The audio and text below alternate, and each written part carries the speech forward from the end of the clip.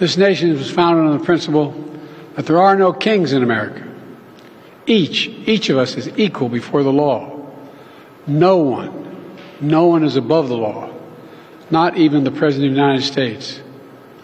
With today's Supreme Court decision on presidential immunity, that fundamentally changed. For all practical purposes, today's decision almost certainly means that there are virtually no limits on what a president can do. This is a fundamentally new principle, and it's a dangerous precedent. Nearly 4 years ago, my predecessor sent a violent mob to the U.S. Capitol to stop the peaceful transfer of power.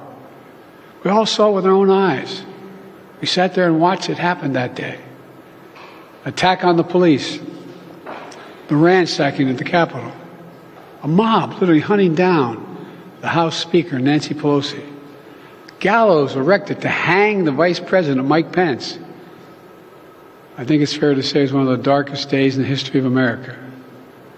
Now the man who sent that mob to the U.S. Capitol is facing potential criminal conviction for what happened that day.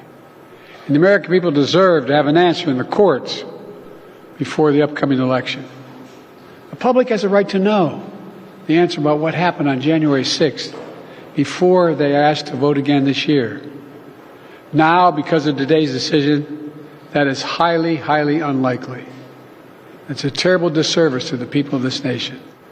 I know I will respect the limits of the presidential powers I have for 3.5 years. But any president, including Donald Trump, will now be free to ignore the law. I concur with Justice Sotomayor's dissent today.